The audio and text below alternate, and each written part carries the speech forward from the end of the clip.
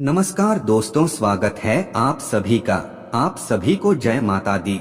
प्रिय मित्रों, नवरात्रि शुरू होने से पहले घर से आज ही हटा दें यह 3 चीजें। माता लक्ष्मी होती है, क्रोधित घर में आने लगती है दरिद्रता। तो आइए दोस्तों जानते हैं आज की इस वीडियो में आखिर वह कौन सी 3 चीज हैं जो हमें नवरात्रि शुरू होने से पहले घर से तुरंत ही हटा देनी चाहिए। प्रिय मित्रों, आपको पता ही है कि नवरात्रि के पर्व का इंतजार काफी बेसब्री से पूरे भारत में चल रहा है, क्योंकि इन दिनों में हम माता रानी का स्वागत करते हैं और व्रत रखते हैं। नवरात्रि का महापर्व बहुत ही शुभ और मंगलकारी माना जाता है। नवरात्रि के पूरे 9 दिन गंगाजल की हर एक बूंद की तरह पवित्र माने जाते हैं। यह शुभ समय भक्तों के जीवन में खुशियों की सौगात लेकर आता है। दोस्तों, आपको बता दे, जानिए कब से चैत्र नवरात्रि होंगी शुरू। घोड़े पर सवार होकर आएंगी माँ दुर्गा। 9 अप्रैल से चैत्र नवरात्रि शुरू होगी। कलश स्थापना के लिए 9 अप्रैल को सुबह 06:11 से 10:23 तक का शुभ मुहूर्त रहेगा। हिंदू धर्म में नवरात्रि के पर्व का विशेष महत्व होता है। चैत्र माह के शुक्ल पक्ष की प्रतिपदा तिथि से चैत्र नवरात्रि शुरू हो जाती है। नवरात्रि पर देवी दुर्गा का 9 अलग अलग स्वरूपों की विधि विधान के साथ पूजा अर्चना की जाती है। नवरात्रि के 9 दिनों तक लोग उपवास रखते हैं। साल भर में 4 नवरात्रि आती हैं, जिसमें से 2 गुप्त नवरात्रि, 1 शारदीय नवरात्रि और 1 चैत्र नवरात्रि होती है। आइए जानते हैं इस साल कब से चैत्र नवरात्रि शुरू हो रही है, कलश स्थापना का मुहूर्त क्या होगा और महत्व के बारे में। चैत्र नवरात्रि 2024 कब से होगी शुरू। हिंदू पंचांग के अनुसार चैत्र माह के शुक्ल पक्ष की प्रतिपदा तिथि 8 अप्रैल की रात को 11:50 से शुरू हो जाएगी, जिसका समापन 9 अप्रैल को रात 08:30 होगा। उदया तिथि के आधार पर चैत्र नवरात्रि 9 अप्रैल 2024 से शुरू होगी। चैत्र नवरात्रि कलश स्थापना का मुहूर्त 9 अप्रैल से चैत्र नवरात्रि शुरू होगी। कलश स्थापना के लिए 9 अप्रैल को सुबह 06:11 से 10:23 तक का शुभ मुहूर्त रहेगा। वहीं अगर 9 अप्रैल के अभिजीत मुहूर्त की बात करें तो इस दिन दोपहर 12:03 से लेकर 12:54 तक रहेगा। अभिजीत मुहूर्त में किस भी तरह कोई शुभ कार्य किया जा सकता है। चैत्र नवरात्रि पर घोड़े पर सवार होकर आएंगी देवी दुर्गा। इस बार चैत्र नवरात्रि पर मां दुर्गा घोड़े पर सवार होकर आएंगी। मंगलवार को चैत्र नवरात्रि शुरू होने के कारण मां का वाहन घोड़ा होगा। माता का वाहन नवरात्रि के आरंभ होने वार से तय होता है। नवरात्रि पर देवी पूजन और 9 दिन के व्रत का बहुत महत्व है। नवरात्रि के 9 दिनों में व्रत रखने वालों के लिए कुछ नियम होते हैं। साथ ही इन 9 दिनों में मां दुर्गा के 9 स्वरूपों को उनका पसंदीदा भोग लगाकर मां का आशीर्वाद पाया जा सकता है। नवरात्रि के 9 दिन पूजा का महत्व। प्रथम दिन कलश स्थापना के साथ ही प्रथम दिन मां शैलपुत्री की पूजा अर्चना की जाती है और माना जाता है कि माता शैलपुत्री हिमालय की पुत्री हैं, इसीलिए इनको सफेद रंग बेहद प्रिय है। दूसरा दिन माता ब्रह्मचारिणी का दिन है और माता ब्रह्मचारिणी के पूजन अर्चना से व्यक्तित्व में वैराग्य, सदाचार और संयम बढ़ने लगता है। तीसरे दिन माता चंद्रघंटा की पूजा की जाती है और कहा जाता है कि माता चंद्रघंटा की पूजा अर्चना से मानव सांसारिक कष्टों से मुक्ति पाते हैं। चौथा दिन नवरात्र के चौथे दिन मां कूष्मांडा की पूजा अर्चना की जाती है और माता को मालपुए का भोग लगाया जाता है। पांचवें दिन दुर्गा जी के पंचम स्वरूप माता स्कंद माता की पूजा की जाती है और माता को केले का भोग चढ़ाया जाता है। छठा दिन नवरात्रि के छठें दिन देवी के षष्ठम रूप माता कात्यायनी की पूजा अर्चना की जाती है। सातवां दिन नवरात्रि के 7वें दिन माता कालरात्रि की पूजा अर्चना की जाती है और माता कालरात्रि शत्रुओं का नाश करने वाली होती हैं। 8वां दिन। नवरात्रि के 8वें दिन मां महागौरी की पूजा अर्चना का विधान है। महागौरी की पूजा करने से मनुष्य के सभी कष्ट दूर हो जाते हैं, घर में सुख समृद्धि आने लगती है। 9वां दिन। नवरात्रि का 9वां दिन माता सिद्धिदात्री का है। मान्यता है इस दिन भक्तों की सभी मनोकामना पूर्ण होती हैं।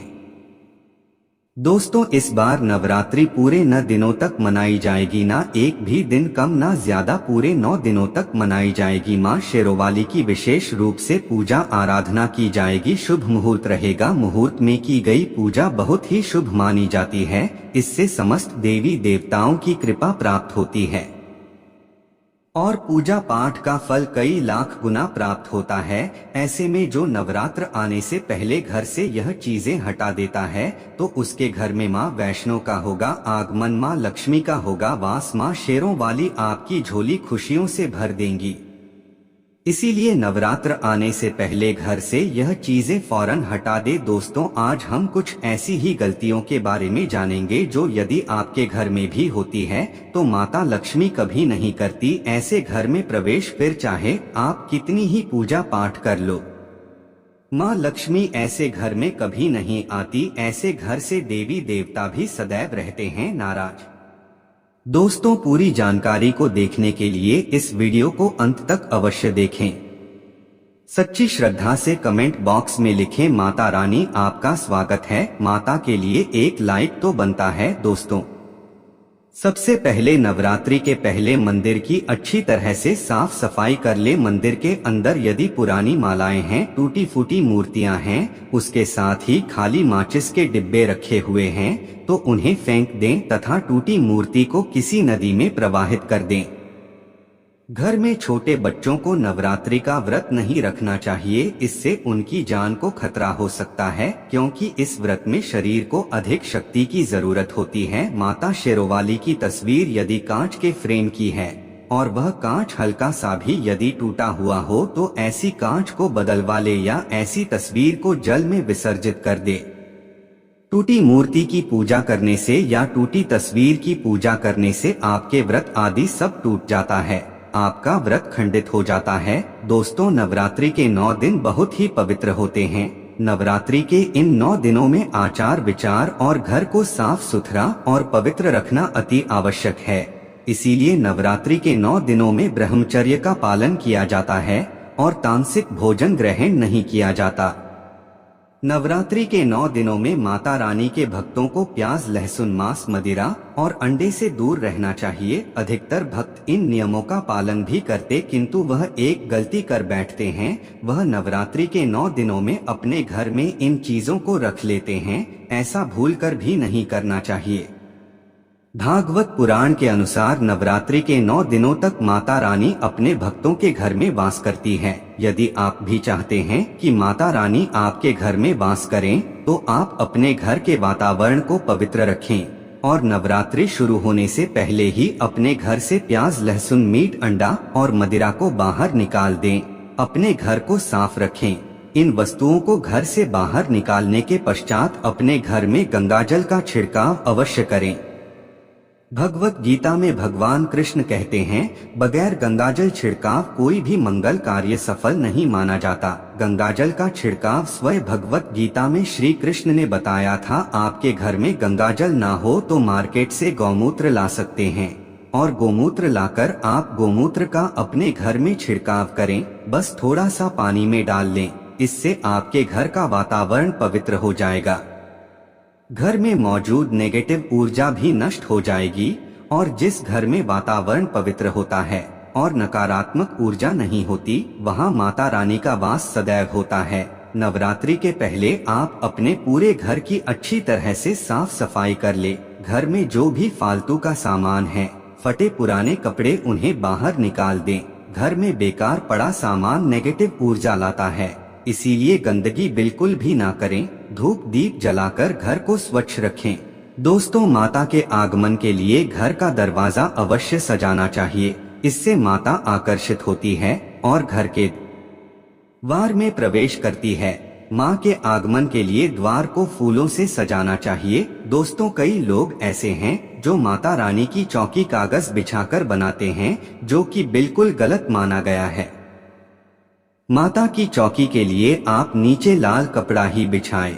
काला कपड़ा और सफेद कपड़ा भूलकर भी नहीं बिछाना चाहिए। ध्यान रखें, कपड़ा ही होना चाहिए। दोस्तों, यदि आपके घर में देवी देवताओं की खंडित मूर्तियां या टूटा हुआ चित्र यदि हो तो उसे किसी पवित्र नदी में विसर्जित कर दीजिए, क्योंकि ऐसी मूर्तियां और दुर्भाग्य लाती है। देवी देवताओं की खंडित मूर्ति की पूजन ना करें और ना ही उन्हें घर में रखें, क्योंकि उन्हें घर में रखना अच्छा नहीं माना जाता है। दोस्तों, वही अधिकतर लोग अपनी छत पर या अपने घर के मुख्य दरवाजे के आसपास कबाड़ इकट्ठा कर देते हैं। ऐसा करना अशुभ माना जाता है। यदि आप अपने घर में घर के मुख्य दरवाजे पर या छत पर या फिर खासकर घर के उत्तर दिशा में कबाड़ इकट्ठा कर दिया है, नवरात्रि शुरू होने से पहले उस कबाड़ को घर से बाहर ही निकाल दें। दोस्तों, यदि आपके घर कोई भी बंद घड़ी है तो नवरात्रि शुरू होने से पहले उसे अपने घर से हटा दें और नई घड़ी ले आए या उसकी मरम्मत करवा ले। घड़ी को प्रकृति का प्रतीक माना जाता है।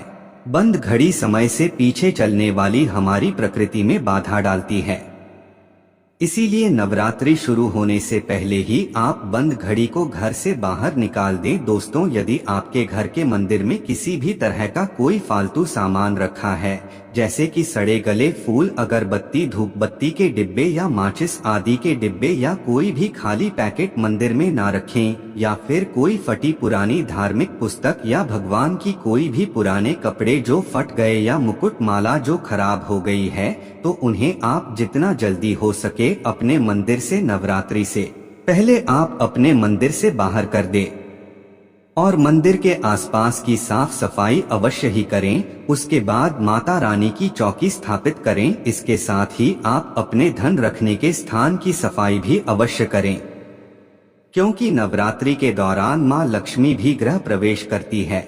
धन रखने के स्थान पर किसी भी तरह का कोई भी फालतू सामान, टूटा हुआ सामान ना रखें।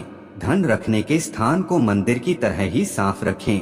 नवरात्रि के दौरान माता रानी की पूजा में कौड़ियों को शामिल करें। माता के साथ साथ रोजाना धन लक्ष्मी कौड़ी का भी पूजन करें। इसके पश्चात आप कौड़ी को धन रखने के स्थान पर रख दें। ऐसा करने से बरकत सदैव होती है। यदि आपके पास पुराने जूते चप्पल इकट्ठे हो गए हैं तो नवरात्रि से पहले उन्हें घर से बाहर निकाल दें। पुराने जूते चप्पल घर में रखना अशुभ होता है। इसके कारण ही घर में नेगेटिव ऊर्जा आती है और घर में अशांति और कलह का माहौल रहता है। नवरात्रि आने से पहले घर से जाला निकालना ना भूले।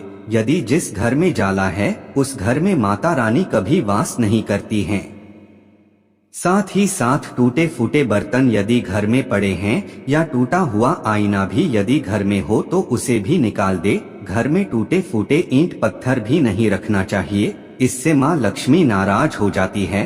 अब हम जानते हैं नवरात्रों के दौरान क्या नहीं खाना नहीं चाहिए और क्या नहीं पीना चाहिए और कौन सा फल खाने से व्रत संपूर्ण और सफल हो जाता है।